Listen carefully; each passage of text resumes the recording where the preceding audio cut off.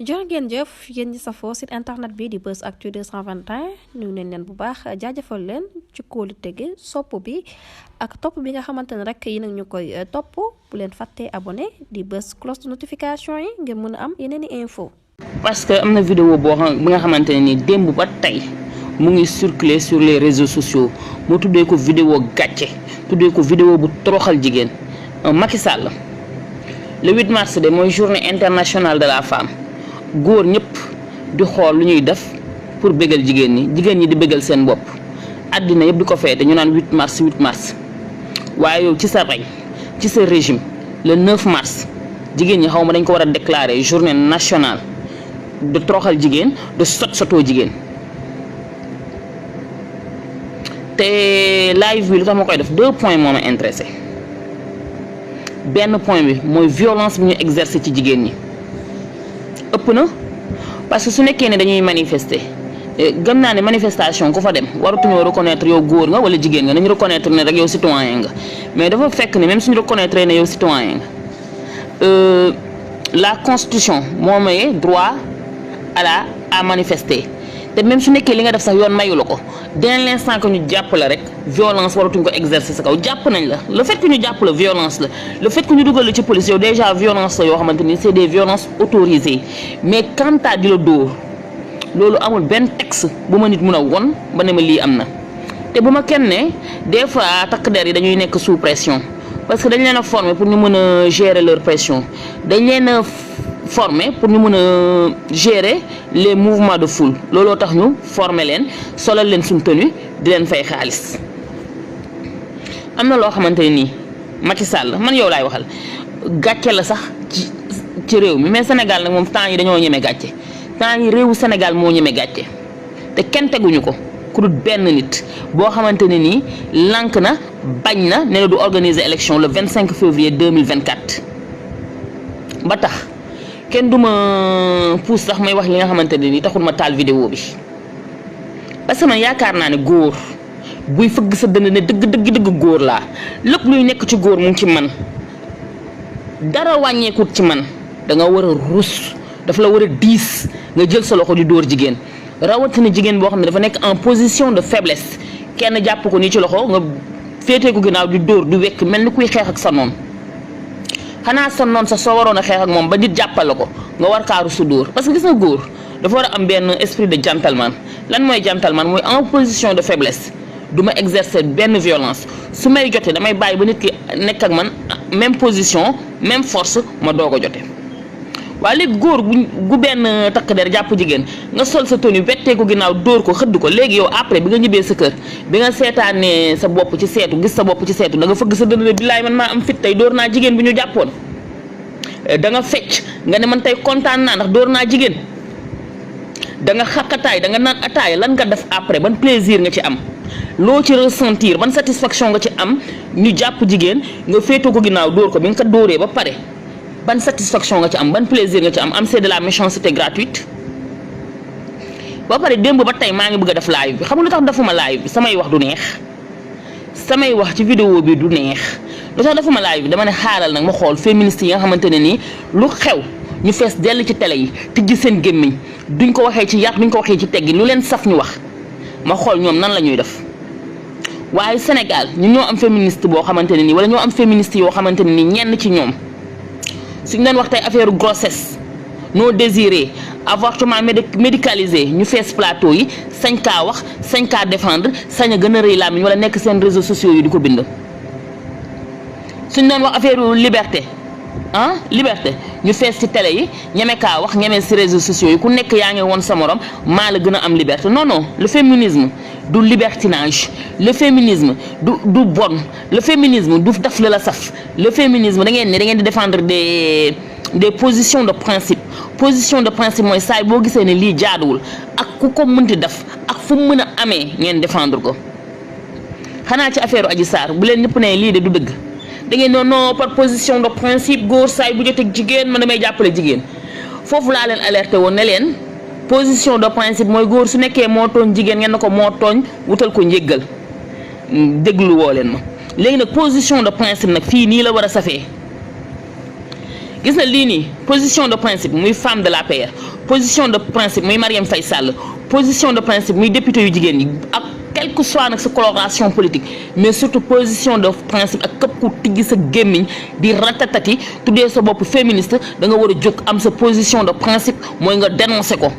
Même su nekkee ne sax dénonciation bi yaakaaroo ci am ci ndam sax mais dénoncer ko yéen féministes yi te du da ngeen a defoon tapage. Oui, par position de principe jigéen la su waxee dañ ko war a gëm mooy par position de principe affaire Adji Sarr am yéen affaire mërs moo leen neex waxu mërs boole ci ñàkk kersa moo leen neex. dama bëgg a xam féministes yu nekk Sénégal ñenn ci ñoom défendre jigéen moo leen neex wala jël li nga xamante ne ni sunu aada sunu cosaan dañ ci muur malaanu sutura ñu jël ko di ko wax wane ne way être féministe être femme émancipée mooy wax li la neex dafay ko nu mu la neexee di ñàkk orma nit ñi.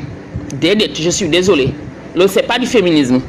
su nekkee ne da nga ne da ngay défendre jigéen tey jii nag lu bëpp mouvement buy défendre jigéen too génnul wax ci lii posté woo ko ba ñëpp gis ci ma xam ne politique moo la tax a jóg sa intérêt bopp moo la taxoon a jóg mais lenn dëgg taxu laa jóg.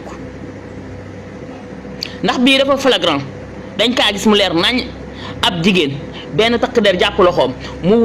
muy dox wane ginnaaw kee jógee fële dóor ko doyu ko mu xëdd ko bay bëgg a daanu. loolu képp kuy jigéen surtout nga ne man féministe laa féministe avéré laa position de principe laa doon défendre soo ko défendre léegi waratoo yàpp sénégalais yi yàpp boo xamante ne nii wala nga yàpp jigéen ñi yàpp boo xamante ne nii da ngay taxaw ci télé wala taxaw ci rajo di wut looy défendre. Macky Sall 2012 lañ la jox réew mi ñun de biñ juddoo ba tey journée nationale de la femme lañ xamoon le 8 mars ñu ne woon ñu journée nationale boobu bésu sargal jigéen la bésu teral jigéen la jigéen ñi comme ni ma ko waxee di teral seen bopp seeni góor di leen teral moo xam papa la moo xam jëkkër la moo xam frère la moo xam collègue la loolu lañ xamoon. yow nag ci sa reñ indil nga ñu journée nationale de toroxal jigéen journée nationale de sot-sotoo jigéen journée nationale de maltraiter la femme. Macky Sall sonal nga ñu sonal nga sénégalais yëpp benn xiif nañu mar nañu ndóol nañu amuñu sécurité loolu yëpp nag doyut nga ne aha léegi lu ci des nag mooy ma créer leen lu kenn mësta créer yow de toute façon sa régime lépp lu fi am rek mësta am fenn ñun rek ñoo ko xam. sa régime àddina wërngal këpp amul kenn ku ñuy aaye bokk élection ndax diffamation envers une personne publique yow kese yaa ko def ci àddina wërngal këpp amul kenn ku sañ a toog ba 2 jours élection présidentielle am nga génn jàkkaarloog nit ñi ne ko woy annulé naa élection yi mais nag def nga nag lu gën a rëy nit ñi di wàcc journée nationale de la femme pour sargal jigéen yow nga créer ñu Macky Sall yow ce régime nga créer ñu journée nationale de toroxal jigéen journée nationale d'humilier jigéen ma wax la Macky Sall yow ñu la wër ñu ngi lay nax de ñi la wër ñu ngi lay nax te ñi ne dañ lay souteniruñ la dañ lay yàqal soo jëlee Anita TV xam naa nag am na doole loolu ci dëkk bi mun na dénoncer nit ñu tëj ko Anita TV am na doole loolu ci dëkk bi lu ko neex lay publier lu ko neex lay wax même objet personnel u nit ñi da ciy am na doole xaw ma ku ko làkk mais Anita ne ma jàkk yow de gis naa la nga jël vidéo bi def ko naan au suivant mais Anita kon lan nga bëgg a wone que nguuru Macky Sall dañuy toroxal jigéen ba pare di applaudir parce que yow moom sa appartenance ci régime Macky Sall nëbboo ko kenn ba pare ñu jàpp jigéen di ko dóor mu wone ginnaaw policier dóor ko à part dóor ko mu xëdd ko nga génn ne au suivant da ngeen di jaay dëgër bopp naan da ngeen di manifester Anita loolu da nga ci kontaan mais rien que la page de Anita wone na ne nekkuñu ci réew mu baax nekkuñu ci réew mu am droit parce que même jigéen su nekkoon criminel jigéen su nekkoon assassin comme que peine de mort jóge na fi suñ la jàppee résister woo dafoo dara parce que foofu policier bi mënut a wax ne da doon exercer violence parce que ku jigéen ko da doon bañ ku jigéen ko obtempéré na mu ngi doon dox ndànk di dem yoonam mu fekk ko fële rek xëdd ko fekk ko fële rek dóor ko léegi yow tey soo demee ba jàkkaarloog sa jabar loo koy wax lan ngay wax suñ la nee waxal. est-ce que yow tey mën nga dem comme ni ma ko waxee ci début bi di tàccu sa bopp naan billaay maa am doole tey dóor naa jigéen mais maa xam ngeen ne góor guy dóor jigéen dafa ñàkk xorom ni góor gu taxaw naan gis naa samay règle man góor guy dóor jigéen da nga ñàkk xorom ñàkk fayda samay bët ba mel ni góor guy taxaw naan damaa indisposé il faut que ça cesse suñu waxee ñu ne déedéet bul wax déedéet dëkk bi wóoru waaw léegi ñun ñëpp dañuy noppi Macky Sall daf ñu jàpp ñun ñëpp dañuy noppi ñu ñuy toroxal naan au suivant comme ni ko Anita TV di wax kenn sañ ta wax kenn sañ ta nooyi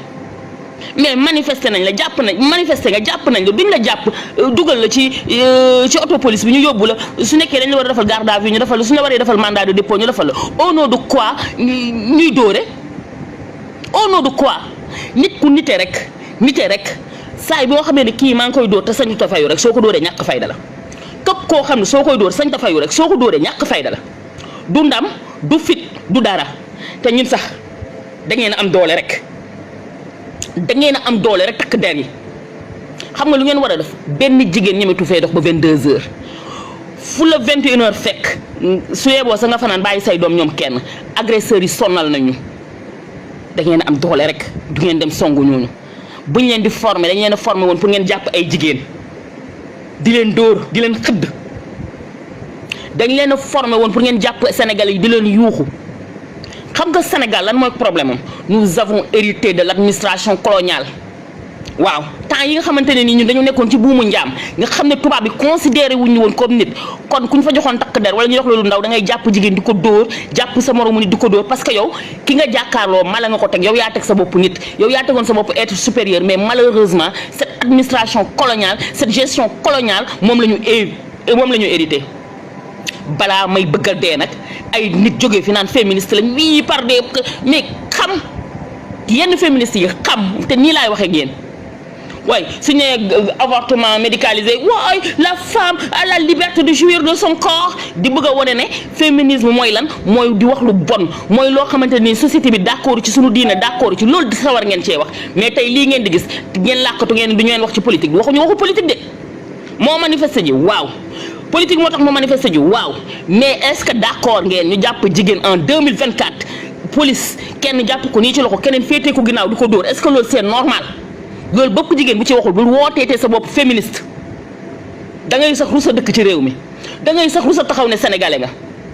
parce que fii da ngay am image yoo xam ne dañuy ñëw rek toroxal la da nga naan oui moi je suis panafricaniste fière d'être sénégalaise j'aime la peau noire après nga toog benn noir mooy jàpp beneen noir di ko toroxal di ci kontaan à quoi doo xam sax lan ngay wax je te jure doo xam sax lan ngay wax man nag man maa ko décidé lii man dama koy def sama combat te lu ma ci góobee gar ko partagez leen vidéo bi sama numéro c'est le 77 312 65 63 77 312 65 63 jël leen ma en PV ñu def pétition loolu daf fi war a jeex jigéen buy manifester léegi lan lañ bëgg kon góor yi kese ñoo war a manifester mais jigéen buy manifester suñu ko jàppee nañ la jël dugal la ci car bi loolu du ma ci wax dara nañ la yóbbu commissariat suñu la waree def garde à vue nañ la def garde à vue mais au nom de quoi ñu lay violenter di la dóor suñu waxee gis nga lii day tax sax man des fois damay am yërmande ci yenn policiers yi parce que y a de ces policiers yoo xam ne dañuy def seen liggéey correctement mais ñi nga xamante ne nii dañuy utiliser dañuy am excès de zèle di utiliser trop de violence sur les gens ñooy tax ñu naan policiers yëpp daf noonu policiers yëpp alors que la police elle n'est pas violente loolu dama koy wax di ko waxaat la police elle n'est pas violente tey soo xooloon texte de police yëpp doo fa gis benn texte benn tiré benn mot buy wone ne un policier am na droit jàpp nit ki rebelle wu deful dara nga koy dóor askatuma laa jigéen amul ci texte de police yi donc la police n'est pas violente mais il faut avoir le courage de l'avouer certains policiers sont d'une violence avec un excès de zèle débordant góoru yàlla nga taxaw di dóor jigéen xanaa yow soo doon xanaa jigéen sax su jëkkee yëkkoon di la dóor sa nga war a fexe ba maîtriser ko ba dootu la mën a dóor te nga bañ kaa dóor mais man de maa ko wax fii Sénégal te lii rek li may wax nii pour bëpp góor la yaa xam ci sa liggéey yaa xam sa jabar yaa xam ci lan moo tax nga dóor doom bëpp góor buy dóor jigéen yaa ñàkk fayda ba mel ni fekk jigéen ñuy toog di mbaxale ko sabaru nga naan leen damaa indisposé noonu la sa ñàkk fayda yam maa ko wax bëpp góor bu taxaw di dóor jigéen yaa xam sa jabar nga dóor yaa xam ci sa liggéey nga dóoree jigéen yaa xam da ngaa dajeeg mbedd mi jigéen di ko dóor da ngaa ñàkk fayda ba fekk ay jigéen ñu toog di sabaru di mbaxalu nga ñëw taxaw fa naan ne damaa indisposé damaa gis samay règle yaa ñàkk fayda ba ñàkk fayda yem foofu waaye lii après ça on veut quoi kenn sañ ta wax kenn sañ ta nooy sooy wax suñu naan la est-ce que mettre ñu su écoute est-ce que dinañ la jàpp Macky Sall bëgg a jël Sénégal yëpp terroriser leen ñun Macky Sall yow la ñuy waxal Macky Sall fii la réew mi toll yow la ñuy waxal te à visage découvert lañ koy def moo réew mi doonnoo réew mi ci say waajur Macky Sall moomoo réew mi doonoo réew mi ci sa waajur toroxal bu nit di toroxal askanam toroxal nga ñu ko 80 jeunes dee nañ xaw ma 60 jeunes musu ñoo def enquête 200 jeunes 200 wala lu ko ëpp jël nañ géej gi dee génn jaale sa waa réew sax munoo ko nga bëgg ñun ñu bàyyiwaat la fi lu tax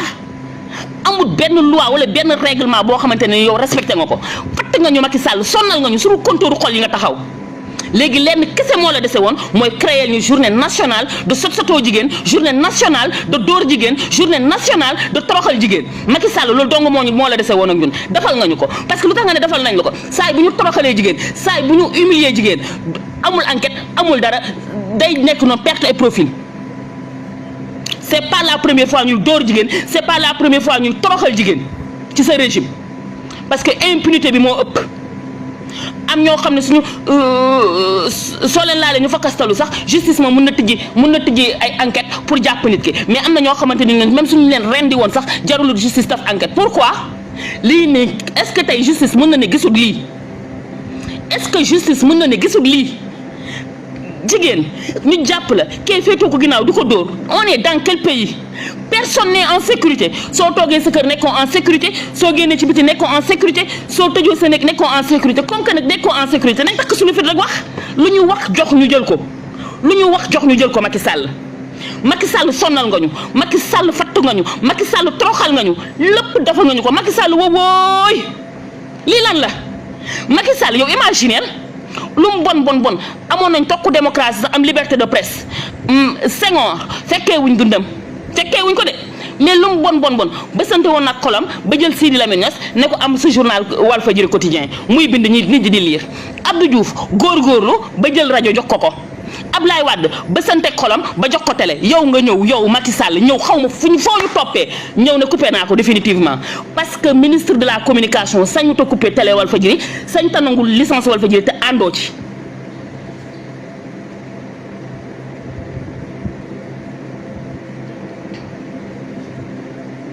cette dame est rentrée dans l'histoire ndax au moins elle sa partie mais bien sûr gis nga ko jigéen kii yéen a ngeen foog ne da ngeen waa ñu ko dóor dañoo foog ne dañ ko humilier ñu ko dóor dañoo foog ne dañ ko humilier woo leen ko de xanaa xamoo góor guy dóor jigéen li ma leen di wax rek dangaa ñàkk fayda góor guy dóor jigéen dangaa ñàkk fayda ba mel ni góor gu taxaw naan indisposé naa gis naa samay règle damay lekk keew damay ñambaan Dakar loolu la sa ñàkk fayda yam àddina Sénégal yëpp àddina yëpp ñoo koy soutenir ma sœur xaw ma bàyyi nañ la xaw ma bàyyiwuñ la yow mi ñu dóor noonu siggil ci kaw gis nga góor dóor na ma du benn gàcce ndam la góor gu la xool rek jéppi la ba dóor la parce que dafa am ñenn góor ñoo xamante ne ni ñoo xam fu ñu munti dugg ci administration bi moo xam ay commerçant lañ moo xam ay boutiquier lañ moo xam ay policier lañ moo xam ay gendarmerie lañ parce que gis nga nekk macho da nga koy judduwaale mu nekk sa deret parce que da nga naan way jigéen warta def lii su ko defee soo gisee jigéen bu koy def sa xol day bon ba doo xamante loi doo xamante règlement soo xawee tàppet lu lay téye nga dóor ko rek mooy nga xalaat ne soo ko dóoree peut-être ñu jàpp la am na góor ñoo xamante ni noonu la ñu mel bon seen deret la nekk bon seen yuur la nekk bon moo nekk seen i dëtt bon moo nekk seen i tuflit oui Cheikh je vous comprends elle a défendu sa partie moom te au moins am na fit làqatuwul ci kenn génn na def li nga xamante deful nag lu aay de constitution sénégalaise moo ñu may Macky Sall ci mu lay neex ak mu lay naqari la constitution sénégalaise moo la may ci mu lay neex ak mu lay naqari que bépp sénégalais bu am lu ko métti am na droit wane méttitam te su koy wane mun na ko bind wane ko mun na jooy wane ko mun na manifester wane ko yow nga ñëw fii ci réew mi ne léegi kenn amatu ko waa Macky Sall léegi loo ñu bëggal yow sañ nga ñoo dóor yow sañ nga ñoo xas yow sañ ngaa jël suñu alal ñu koy pasaree yow sañ nga violer suñu constitution lu nekk sañ nga ko mais ñun droit jooy sax amatuñ ko Macky lan la Macky sonnal nga ñu Macky fatt nga ñu su la wóoree ne sénégalais yi à 99% dañoo génn ci yow ba set wecc yow Macky kañ nga commencé woon di respecter ay lois ak règlement nekkul ne fii le ñaari juge joxe décision de justice DG yi respecté wu ko boobu ana su souci de respecter les lois et règlements Macky Sall yow ngay wax ne way pour des élections transparentes inclusives yow élection yu inclusive Macky Sall kañ la nekk sa souci Macky Sall élection yu transparente kañ la nekk sa souci yow mi nga xamante ne nii yaa fi def lu kenn deful 2019 5 candidats sélectionné leen 5 candidats yi nga sélectionné woon anañu yow la woon Cheikh Issa Sall defe naa ak kii keneen ka Madické Niang ak Idrissa Seck ñetti ñëpp xëcc nga leen kenn ku desoon na la man vrai opposant laa dugal nga ko ci kaso bi yow Macky Sall kañ nga nekk démocrate Macky Sall kañ nga nekk démocrate amul problème Macky amul problème billaahi yaa mën a def waaye ñoo mën a wax yaa mën a def waaye ñoo mën a wax sa der bi dinañ ko jël saam ko sur le plan national ak international nañ ci dem ñun waa Sénégal dañoo ñeme gàcce léegi ñun gàcce dañ koy ruy naan ko Macky nañ ci dem xam naa ne de da ngay taal chaîne boo taal oui Sénégal amul sax ñu naan ay coup d'état constitutionnel ni c'est un coup d'état tout simplement deru Sénégal nga yàq ko pour lan pour benn boulimie de pouvoir bu foqale bi nga foqale ci nguur loo amutoon depuis 2012 ba 2024 dootoo ko am Macky Sall kaay jiite ñu moo dàq tey par force maa leen di jiite Macky Sall da ngay ñaaw ci xare bi wante dootoo ñu jiite mel ni Sénégal ñun gis nga dama xamul sax lan nga war a wax te gis nga nag nit ñi dañuy continuer di manifester parce que su nekkoon ne saay bu Sénégal amee lu ko métti ñëpp toog ne dañoo ragal a dee ñëpp toog bañ a wax ne dañoo ragal kaso kon heure bii nii day fekk ba tey tubaab bi moom ñu dafa am ñoo xamante ne nii dañoo jaayante woon ak tubaab bi jaay seen liberté jaay seen coono jaay seen alal pour ñu am liberté boobu Macky Sall du yow yaa ñu koy xañ tey du yow yaa ñu koy xañ ëllëg lu ci nit góobe nag gar ko à commencer par man du ma wax di nëbbatu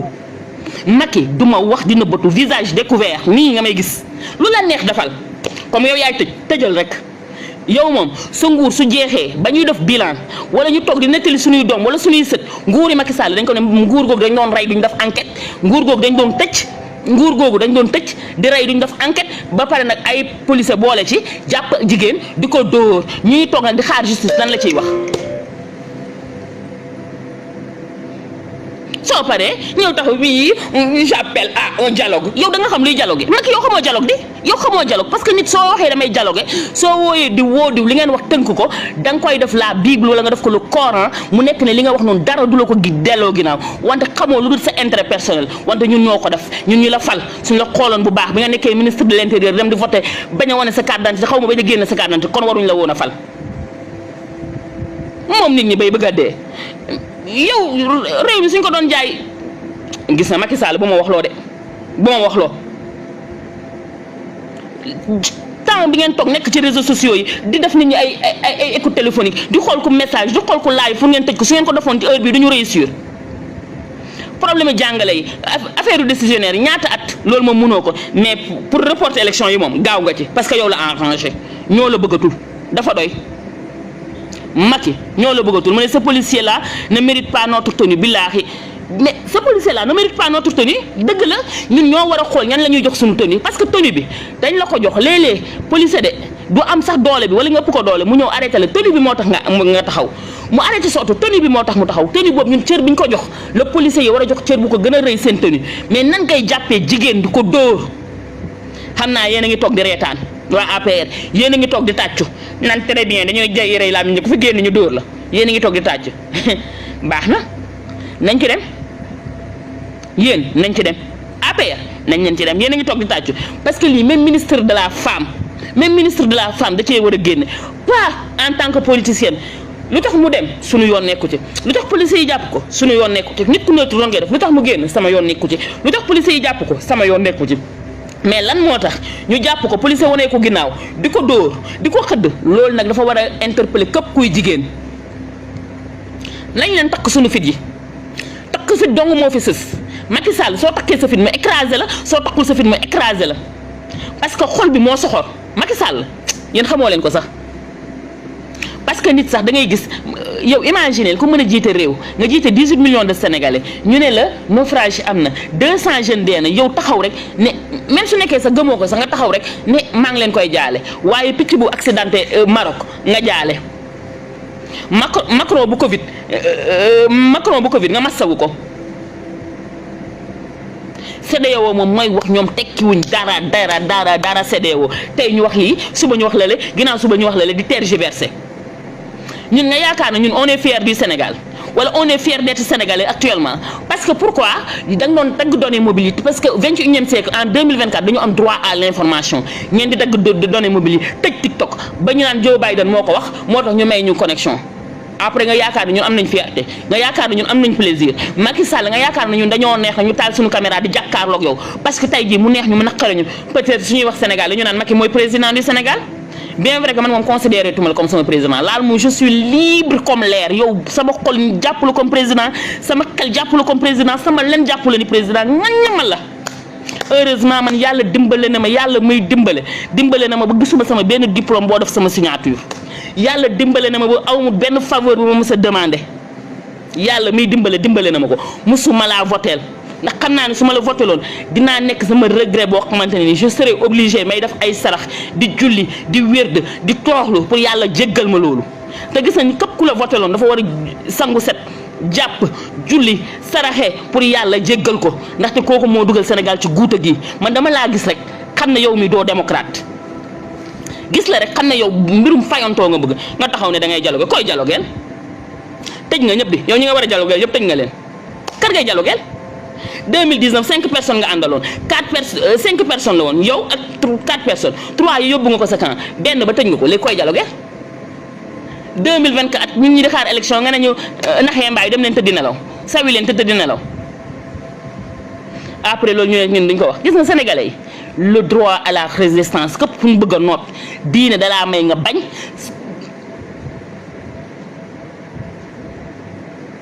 diine dalaa may nga bañ yoon may la nga bañ dañuy taxaw résister ba mu saf sàpp ak kaane ku mun a taal sa vidéo wax di nga wax ku mun a marche da nga marche ku mun a bind da nga bind te suñuy def résistance nii lañ lay xoolee ñaar rek moo mën a am Macky ñaar rek nga am te da yaane yaay suñu président ñaar rek nga mën ci ñun ñaar kese mënul ñett tëj ñu soo ñu tëjee suñ génnee ñu célébrer ñu def ñu ay héros nga rey ñu nekk ay martyrs bu la ci neex defal nga bàyyi ñu jàkkaarloog yow di wax ñett ñii la di ñaar du ñett sax ñaar la du ñaar sax ñett la ma ne la Macky Sall ñett yi nga mën ci mun soo ñu tëjee suñu tijjee ko ñu célébrer ñu nga rey ñu def ñu ay martyr dafoo ci benn ñu jàkkaarloog yow di wax comme que loolu nga xam donc maa ngi wax bëpp jigéen ak noo ko mënti defee bu leen ragal même su ngeen tàmmuta def ay live sa kenn xëyuta xëy def ay live même soo ko mënee bindee sa statut soo ko mënee bindee sa page dénoncer la violence féminine est à dénoncer mën nañu jàpp jigéen man gëm naa ne ku dem ci champ bi amatul góor amatul jigéen manifestant nga mën nañ la jàpp mën nañ la yóbbu commissariat je suis d'accord waaye lan lañ mënta d'accord xam nga lan lañ mënta d'accord mooy ay policiers jàpp ay jigéen di ko dóor te encore une fois la police n'est pas violente mais ce sont certains policiers qui jouissent d'une violence extraordinaire Macky Sall bi nga nekkee ci réew mi ba tey jigéen nga gën a tuuti xoolal Macky kañ nga nekk ci réew mi léegi kaay ma wax la rek Macky dégâts yi nga def jigéen ñi gis nga yow képp ku lay bañ jigéen la war a doon jigéen ñi ñoo la war a bañ jigéen ñi ñoo la war a séexlu parce que Macky Sall yow waxoon naa du ma wax sax de mais mënumaa ñàkk a wax Macky Sall bi nga nekkee ci réew mi xam nga ñoo gën a toroxal jigéen ñi benn par benn ku nekk ak noo koy toroxalee ku nekk ak noo décidé toroxalee ko Macky Sall bi nga njëkkee nekk président loolu njëkk a def yow yaa jël jigéen yow kenn wërloo ko àddina yëpp mu ne yow lay campagnal ba pare bu nga ko wëralee ak àddina mu ne yow lay campagnal ba pare nga ne ko naxee mbaay li nga ko diggoon dafoo ko nekkul président assemblée nationale nga génne ko ci biti wut ko la neex teg ko fa muy benn déception nga tuutil ko su nekkutoon nit ku dëgër day am une perte d'estime ci moom. deuxième bi ci sa régime yow Macky Sall ci sa régime lañ jëlaatee jigéen bu ndaw yaayam gaañu société bi waroon kaa protéger lijjantil ko mu jàng lijjantil ko mu def formation ñu dugal ko ci benn complot bu salaas boo xamante ni kenn xamut fan la dugal ko ci loo xam ne moom mu ci boppam xamatu fa fu muy jógee muy Adji Sarr yóbbu ko tribunal taxawloo ko ay avocat yam la xaw ma kan laay def sax muy wax boo xamante ne nii rek ku amoon sa doom bu jigéen ku amoon sa rakk bu jigéen ku amoon sa mag bu jigéen wala yaayam doon dund du taxaw di wax loolu di nettali loo xam ne mel ni kuy nettali film porno Macky Sall ci sa réew la ci sa rañ la Macky Sall ci sa rañ encore la ay policier ñaari policier kenn ki sax dóorul moom wax dëgg yàlla dafa jàpp loxoom rek ne xëy na mënoon naa arrêté beneen collègue am bi mu won ginnaaw mu dóor mu xëdd ñu toog di xaar yow ci sa rañ nga xam ne loo bëgg a lijjanti ko ndax da nga jàpp kooku wala da nga ko def ay sanction ba àddina xam ko ni mu dóoree ba àddina xam ko nu mu xëddee ba àddina xam ko sanction yi ngeen koy def noonu ngeen ko war a defee ba àddina xam ko parce que gis nga bi ñu koy dóor di ko xëdd ñu koy seetaan ñun jigéen ñi dóor bu nekk mu ngi mel ni suñu xol luñ dóor Macky Sall yow sa régime toroxal nga jigéen Macky Sall sa régime tuutil nga jigéen Macky Sall sa régime lan ngay def utiliser jigéen moom utiliser rek soit nga utiliser ko en matière politique soit je ne sais pas quoi je ne sais pas xoola yow mère Amidia ci sooy toroxal jigéen mère Amidia ñaata la envoyé xaw ma ñaata xaw ma sax somme bi motu sax 200 000 dégg naa 1 an de prison Zara Tamba xale bu ndaw ñu jàpp ko tëj ko 6 mois après ñu bàyyi ko nii aji ndaw mu dëkk jógee Suisse ñëw lan la def aji ndaw man damay seetaan ay laayam dafa saaga dafa xaste ñu jàpp ko tëj ko xanaa 2 jours 3 jours sax nee na ñu jàpp ko tëj ko dëkk bi moo toll foofu dañ naan xam nañ ko tëj 1 mois sax bàyyi ko mais dafa mel ni liberté nekkatul principe ak yeneen Macky Sall nga ne yow sunu àq du la dal Macky Sall su nekkee yàlla li mu wax dëgg la ku jooyloo nit ci sa teyu bakkan yàlla dina la ko won Macky Sall jigéen ñi nga jooyloo Macky Sall góor ñi nga toroxal Macky Sall xale yi nga sonnal Macky Sall loolu dina la dal Macky Sall doo am sorte bu nit ñi di tàccu Macky Sall dinañ la nettali génération en génération yaa fi def lu kenn deful après nga ne dañuy noppi man gis nga bi nga jëlee Mimi Touré nga écarté ko fexe bi indi Mame Diop xaw ma nan président assemblée nationale boobu xoole bi nga écarté Mimi Touré man wóor na ma ne Mimi Touré su nekkoon assemblée nationale rus naa compté 107 députés wala 104 députés en 7 secondes loolu Mimi Touré rus na ko loolu jigéen rus na ko xanaa dina def naa ko sax 1 2 jël benn 10 minutes sax jigéen moom xam naa su dee 10 minutes sax dina ko jël waaye da nga indil ñu koo xamante ne nii 104 députés mu compté ko en 7 secondes nag xewaaral di ñu xool balaa may dee ñu naan moom tamit dafa calme dafa def nii Macky lan la ñun dañuy wax ak yow de gis na ñun dañuy wax ak yow lu la neex defal Macky yow sax man dama xamul man Sénégalais bi taxaw naan man léegi dama ragal Macky Sall lan nga koy ragalee léegi Macky Sall lan la desel su nekkee dee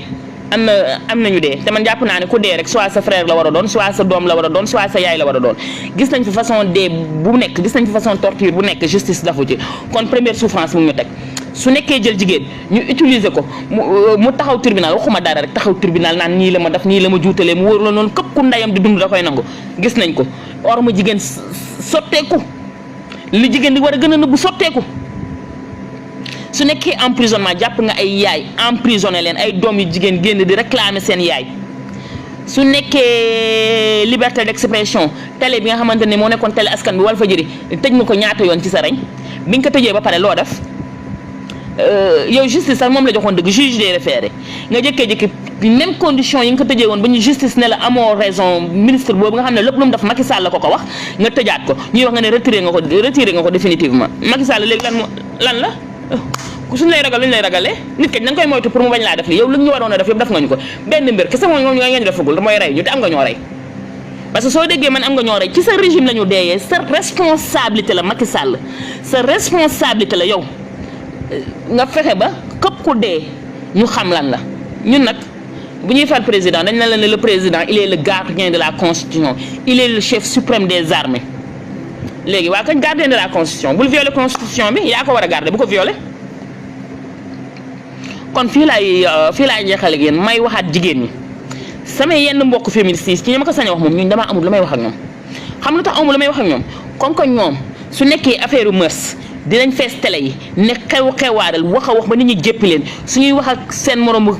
baay wala ñuy wax ak seen moromu maam di jaay maa gën a kaabaabu maa gën a rëy làmmiñ lu nekk nga wax ko waaye su nekkee ne nag lii am na ñeneen wéy c'est un problème politique mais c'est pas un problème politique góor dóor jigéen c'est pas un problème politique léegi nag su nekkoon ne diw moo violé diw wala diw moo laal weene diw boobu moom gàddu ngeen télé bi di utiliser benn langage pornographique boo xamante ne nii kenn du leen mën a seetaan ak doomam kenn du leen mën a seetaan ak waajuram tax ngeen kuñ ne féministe la ngeen nit ñi sikku ko mais lan mooy féministe jàngi leen gis nga nit da ngay jàng su ma nee jàng na nga foog ne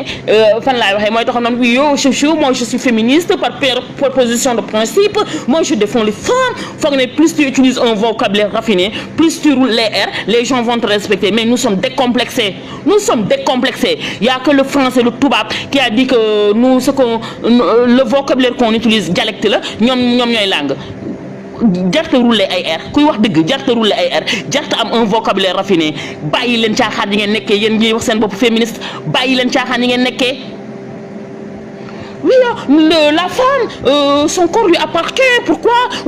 pourquoi miraas bi ñu ne jigéen benn lay jël góor ñaar lay jël des textes yoo xam ne Coran moo ko établir loolu moom mun ngeen taxaw di ko xeex des textes yi ngeen xamante ne nii moral moo ko établir yéen ñenn ci féministes yi mu ngeen taxaw di ko xeex man féministes yi laa gën a mere billahi lazim ñoom laa gën a mere parce que moi je me réclame féministe te bëgguma ñu boole ma ci ñu bon ñi ndax xam naa ne am naa benn code de moralité bu may doxee yooyu moom sawar ngeen ci waaw pourquoi ça oui la femme elle souffre oui way ceci way cela loolu moom c'est capable ngeen ko mais ngeen gis seen bët ab policier dóor jigéen du ngeen ko wax parce que na ngeen di ngeen ba ragal politique non du ngeen ko wax mais bu ngeen tijjee seen gémmiñ yu yaatu yi moom télé yi dañu utiliser ay langage yu kenn xamul di jaay ñàkk kersa ku nekk di jaay maa la gën a xamadi ku nekk di jaay maa la gën a xamadi maa la gën a poccaaral maa la gën a dëbbatugu xanaa woon du woon politique Adji Sarr la woon ak un homme politique bii tamit affaire politique la su nekkee nag da ngeen nekk ay politiciens déguisés da ngeen di taxaw am le courage ne ñun yenn féministes yi ay politiciens déguisés lañ dañoo bëgg am aura bëgg am tour moo tax ñu dugg ci féministe bi te ngeen bàyyi les causes des femmes yi ngeen naan da ngeen koy défendre mënoo leen kaa défendre parce que vous n'êtes pas du tout vous n'êtes pas en phase avec vos soi-disant principes te nii lañ koy waxee luñ ci góobee kar ko fii la Sénégal toll gis nga man actuellement Sénégal je pense même suñu la tëjee sax au moins tu auras le plaisir de dire oui au moins j'ai perdu 2 jours de liberté à cause de mon peuple ñun Macky Sall ñun xam la lañ bëgg on veut rendre nos enfants fiers dañu bëgg demain et après demain suñuy nettali suñ tuddee suñ tur ñu ne ba Sénégal ñu bëggee ko defaat jaam xeex nañu xam nga ñan ñoo moom tàppet ñan ñoo moom topp la naan la oui monsieur le président oui monsieur le président xam nga ñan ñoo ko moom yëf yi deret la dafa fort deret la sunu maam yi bu ñu leen di noot am na ñoo xamante ne nii dañoo taxawoon jàkkaarloog ñoom bañuñ ci dee bañuñ ci ñàkk seen alal bañuñ ci gàddaay mais dañoo bañ am na ñoo xamante ne nii nag dañoo nekkoon ay walaakaana di fenal sunu maam yi di leen booleeg tubaab yi mais ñooñu dañoo meññ ñu meññ nag foog ñu gis leen ñoo tas ci dëkk bi nag mais ñun ku nekk doomu gor dereti gor ndox sa kii doo taxaw naan oui parce que Macky Sall lu mu def jaaduwul tegu ko ci yàlla tegu ko ci diine tegu ko ci constitution ci teeyu bakkanam kese la ko teg lii lañ la bëggoon a wax nañ la ko su leneen jotaatee tamit ñu taalaat suñu vidéo wax ko soo mënee nga jàpp ñu jërë ngeen jëf